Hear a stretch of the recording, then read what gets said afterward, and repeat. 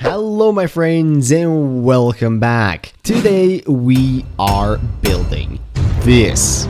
This is the tallest Subnautica base you can potentially build, going from the very bottom of the void to the very tippity top of the map as far as it extends. It totals over 16 kilometers in length and requires more than 5,000 vertical connectors to be built. Now, this whole concept of tall bases has been around for a while.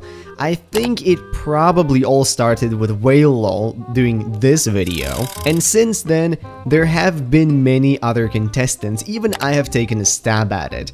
But in the comments of that last video, many of you guys said one thing and one thing alone: it's not tall enough.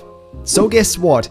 Today we are going to the absolute limit. Is it gonna be tough? Yes. Is it gonna take a while? Yes. Is it gonna be fun? So prep your left mouse buttons and let's jump in. Now, it all began innocent enough with a new game of creative. The first thing to do was to decide where on the map I would start building. To make things a little fresh, I decided to go to the other side of the Aurora, since it's a place that I don't usually go, and it's such a cool area with easy access to the void, so it would work perfectly for this. Now, because Subnautica doesn't let you just build in the middle of nowhere, I started by building straight ahead away from the shore and into the void. Now, I had to build quite a ways out because the wall that goes down into the void actually comes out a little bit. Now, I didn't want to collide with this wall, so the further I was, the safer the build would be. Once I was satisfied with the placement and visited by a bunch of ghost leviathans, I started building up toward the surface that would represent our point zero. From here, we would be building 8 kilometers up and then 8 kilometers down.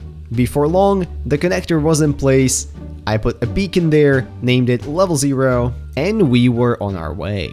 Now, I decided to build up first, since I figured it would be a little bit more tedious. I would be using the fly command, which lets you fly by holding spacebar, and simply placing vertical connectors on top of each other, putting down a small base piece with some observatories every 1,000 meters or so. Here you can see the 1,000 meter mark. This is a pretty good view, probably the best we're gonna get with this base in total. You can see the whole Aurora as well as a nice chunk of what renders in the game. Everything continued smooth to the 2,000 meter mark. This is where we slowly begin to lose sight of the Aurora under specific angles, but it's still kind of visible in the corner down there. Now say goodbye to it because we're not going to be seeing it again for a while. At the 3,000 meter mark, we've effectively entered the gray void, as I like to call it.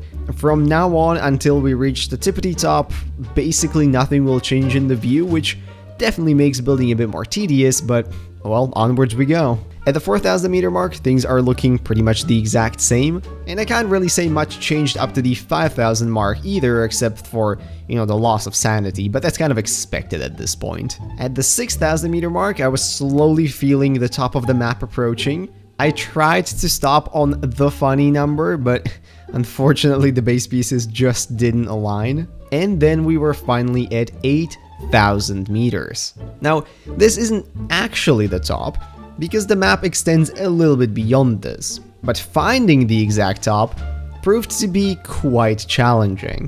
I basically ended up playing this game of cat and mouse, with saving, placing a base piece, standing on top of it, saving again, because at a certain point, the game simply teleports you just like that, right back into the safe shallows. Hello my friends, it's me again, and the time is here. It's the plushie, it's ready and it's out right now. But most importantly, it's only available for a limited amount of time, till Friday the 23rd of February. So if you're interested at all, please jump into the description. There's a link where you can go get yourself a little bacon scuba diving peanut, and it would mean the absolute world to me. It's my first time doing merch, so it's very exciting, and I really hope that you guys like these, and I just cannot wait to see you guys get your hands on them. So thank you so much. I hope you enjoy the video. Now, I knew this meant that I had found the very top, so I just had to build the observatory, one base piece below that. By the way, this is what the upper portion looks like when approached from water. Quite something. This was also the portion where I took some time to build the ladders on the inside. And with the sunset in my back, I had completed the way up. We were halfway there, and look at that. I mean, it looks so magical at night. It really feels like we're in space up here.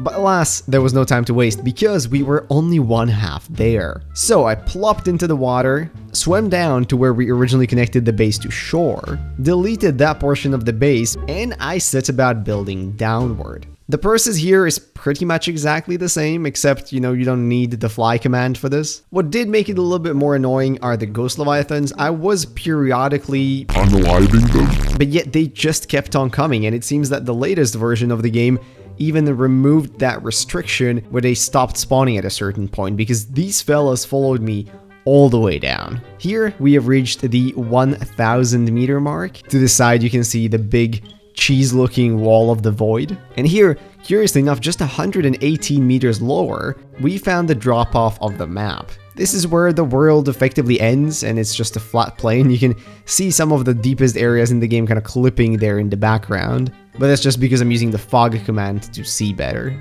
2,000 meter mark, you could still see some of the map at the very top, but not much. And by 3,000 meters, the only thing I could see was that weird clipping base from the bottom in the corner of my screen. Everything else was just pure black. And by the 4,000 meter mark, basically everything else had disappeared. It was just me, usually a bunch of dead ghost leviathans, and the base. But I persevered to 5,000 meters, and then 6,000 meters deep, and then 7,000 meters deep. Again, I'm not gonna say this was the most fun I'd ever had in the game. It was just very tedious and felt like it was removing any bits of sanity I had left, but oh well, the sacrifices we make. And finally, we're at the 8,000 meter mark. From there, I pushed just a little bit further down, and then I found the exact spot where I, boom, teleported right back to the safe shallows. I repeated the same process with this piece like I did when building up to find exactly the level at which point you get teleported, and then at last, there it is.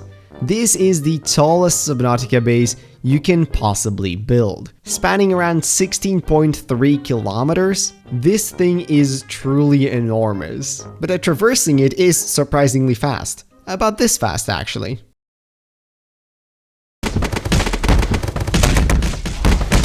Dang, Riley is just a very fast climber. But I know a lot of you want to see me jump off of the base. I had previously posted that as a short with the last base I built, but here, I'm just going to post it at complete real-time speed for you guys to enjoy however fast or slow you like. So I really want to thank you guys so much for watching. I hope you enjoyed. Please go check out the plushie. I would really appreciate that. And if you liked the video, maybe consider leaving a like, commenting, or subscribing. All those would be very much appreciated. And with that, I'll see you in whatever next video I make. Please enjoy this descent. Bye-bye.